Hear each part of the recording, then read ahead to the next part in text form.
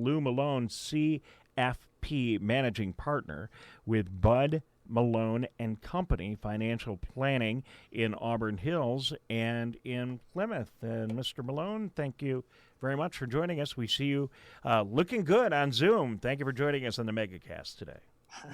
Thanks. How are you? Good. We don't take that for granted. You know, it's sometimes hard to get everything hooked up. So thank you very much. I assume, are you working at home? Are you working in the office? Where do we find you today? No, working.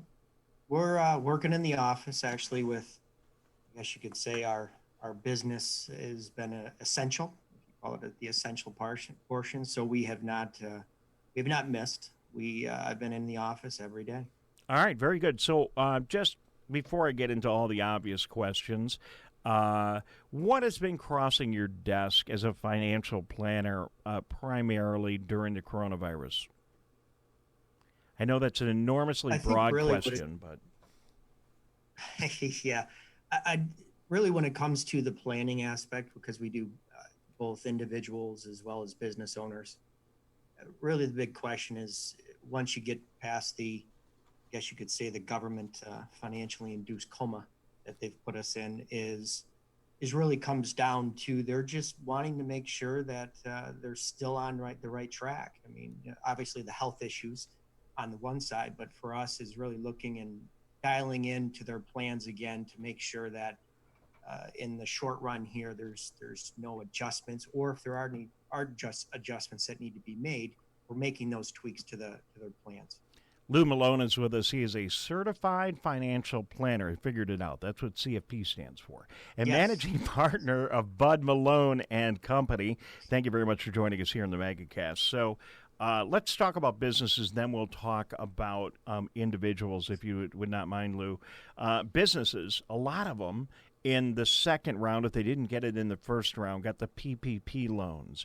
And now, and my company, one of them, and now that we have the PPP loans, it's a little more complicated than we thought. Getting the money was one thing. The way these loans work is you get reimbursed for certain expenses.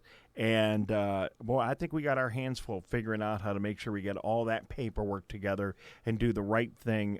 Do you have any advice for people that might have received a PPP loan and what they should be doing now if they're in the midst of that?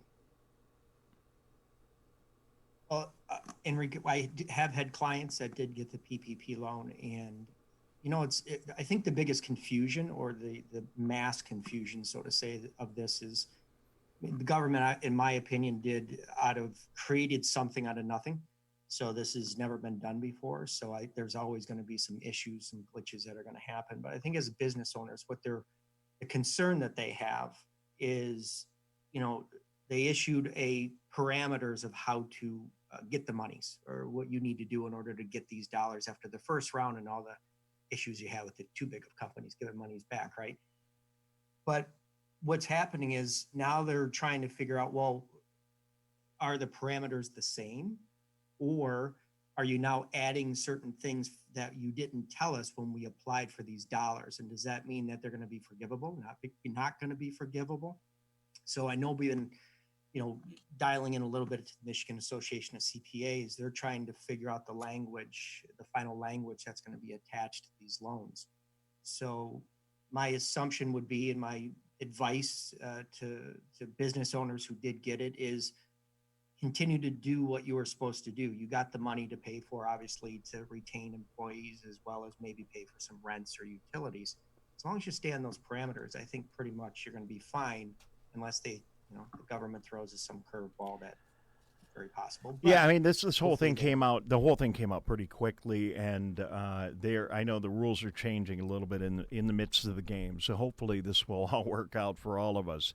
On the consumer side, let's talk about consumers. So you're a consumer. You're having a hard time. You might be unemployed. You're contemplating utilizing your credit to get through this tough time. You got maybe some credit cards. Maybe you could take advantage of some line of credit or something, or maybe worst case scenario, a payday loan. What should people be careful about as they're getting through day to day? Well, I think the biggest challenge that they have is, especially, I think it kind of comes by segments. If you look at it broken down day to day, is you have that which I think you're probably pointing more towards as the industries that really are the employees or individuals that got hit the worst, are the ones that are working in that service industry. So those are probably, I would say on average, they are the college graduates / 20 something, 30 something that they find that they are unemployed. Now, the positive, obviously, as you know, the unemployment insurance, as well as the additional amount of money that they're getting, I believe it's until the end of July. I think it's like $600, something like that, which is helping. But my view on this is just be real careful in regards to if they're going to have to dip in or utilize the credit cards that a lot of them actually go to as the first resort, is you want to be real careful not to overextend yourself. Obviously, number one. Number two is what kind of rate are you going to be paying on that credit card? You want to make sure that it's reasonable. And then the last thing is, I think the piece that everyone really needs to look at is their expenses. No one likes to reduce their lifestyle. No one likes to do those type of things. But the reality is, temporarily with these type of events, you need to really take a hard look at what you're spending and where those dollars are going and what you can cut back on, so you don't get yourself too extended like we did. If you remember back in the 2007 to 2009, that headache that everyone got into had a lot to do with the amount of debt that was accumulating on credit cards, as well as using their house as a credit card as well. So those are the things I would recommend doing. And I think the tough part is most people don't, unfortunately. They do not plan. They don't have a financial plan, at least a basic plan of cash flow and expenses and budgeting. I think they really need to start putting something like that together, because I don't care who you are, you can find 5 to 10% of something where you can cut out temporarily. Not enjoyable, but it's something that you need to do, even though you may not want to do it. Lou Melone, he is a certified financial planner and the managing partner of Melone Company Financial Planning in Auburn Hills and Plymouth.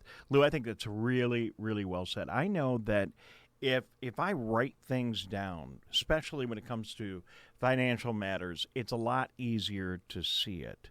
And if you're going through a tough time, even if things are going great for you, and you don't have a monthly personal budget, that's a really well said. I think it's a really good place to start. Well, and I think also one of the things that we try and teach clients and for whatever wealth level they're at, there's one commonality. And I think we all have some issues when it comes to our behavior and how we think things through our cognitive bias and how we separate dollars and money. So my point is on this is we try and visually show clients, for lack of better words, we're going to create buckets. Bucket one, they can see, right? Because finance is boring. Let's face it, it's boring. It's numbers. Everyone's falling asleep when you're trying to explain it to them. So if you can visualize that, all right, bucket number one that you're going to create this is your bucket for emergency expenses. These are the things that if events like these that come out of left field, whether it's 3 months, 6 months, 9 months of living expenses, go in this bucket. This is if the world ends, as the financial media says it's supposed to happen every single day. It's supposed to end. So this is that emergency bucket. The next bucket is that bucket we create for any upcoming expenses that you're going to have over the next 1 to 5 years. Those are the roof. Those are a car I want to purchase, those type of things. And then the final bucket that we try and build for clients to visualize is, okay, that's a long-term bucket. So these are the dollars that are for accumulating for hopefully retirement planning, whether you're in your retirement phase, maybe it's the dividends and income cash flow coming in from that bucket. So if you visualize those three and realize that once you separate those, I think it helps people when they actually come to what dollar, when I make that dollar from my job after taxes, where do I put pieces of those in those different buckets? And I think it allows them to kind of get a better grasp of where those dollars are going. Yeah, I like that. Unfortunately, my buckets and the buckets for a lot of people are shot glasses right now. We just don't have as much going on there. Let's turn to people that are in really good shape financially right now, and maybe are in their retirement years and they're doing okay and they have some money put away. the market's been all over the place. What are your thoughts? Well, what we're getting is, for those that are in the retirement phase, I think it comes down to, I know I'm a bit of a broken record here, is essentially is you got to reassess or reevaluate or revisit your plan. And the issue that most people come into when they think about investing and retirement planning, they think it's all about investing. And investing, believe it or not, is a very small piece of it. The investments build the plan. The plan is the cash flow, how you decided where those monies are going to come from, Social Security, pensions. Are they going to come from dividends and interest that you built from the portfolio? And then once you see this happen, this shock, so to say, of the markets, as you know, went down in general from the peak 35-40% in a very short period of time. Listen, people are human. Their human nature is going to make people nervous. They are going to get nervous and go, oh my gosh, am I going to make it? Will I run out of money based on this? Mm-hmm. Well, again, behaviorally, they're going to do the wrong things at the wrong time. So what we try and do is, again, revisit and refocus them to their plan. Let's take a look at the plan. We built the cash flow. Does it still work? Are you going to run out of money now temporarily because where we're at with your portfolio? Do we need to, for example, the dividends and interest you may have been living off of as a supplement to your retirement? Do we need to turn them off or kind of turn the spigot off, so to say, and hold off for right now and dig into that? Remember that bucket, which is your emergency funds. Maybe temporarily we need to dip into that a little bit until we get a recovery in the markets whenever they come. No one knows when they're going to come, but those are the things we're trying to do. And that's really what clients are looking at.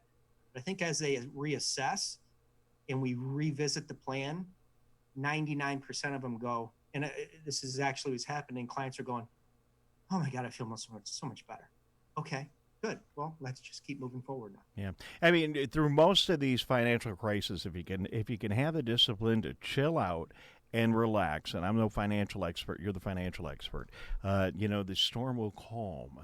But yeah, it's awful hard. You turn on the news every day and you're watching CNBC and you see things going south. It gets very disconcerting, especially for people who are counting on their investments to live every day. So, Lou, thank you so much. Any final words before we zip along?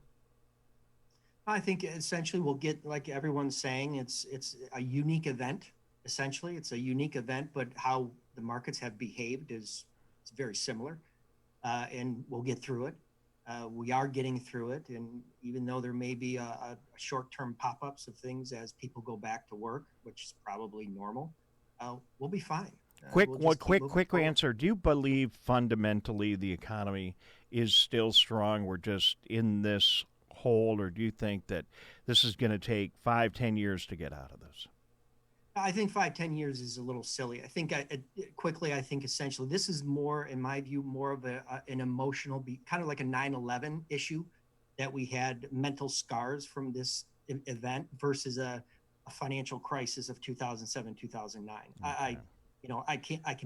I can't prognosticate. But my best guess is it's going to be much shorter than people think it's going to be. Because the economy was very strong, and we just have to, I guess, take everyone off that financially induced coma that the government put us on, which they're doing right now, and we'll be fine. My friends, Lou Melone believes in the V. That is good. We're glad to hear that. Thank you very much for being with us today. He is Lou Melone, certified financial planner with Melone Company Financial Planning in Auburn Hills and Plymouth. Lou, real quick, phone number, email address, website you want to pass out for folks who might want to get a hold of you? People can go to our website. It's budmelone.com, or they can shoot me if they have questions. It's lmelone@budmelone.com. Couldn't be easier. If they have questions or concerns.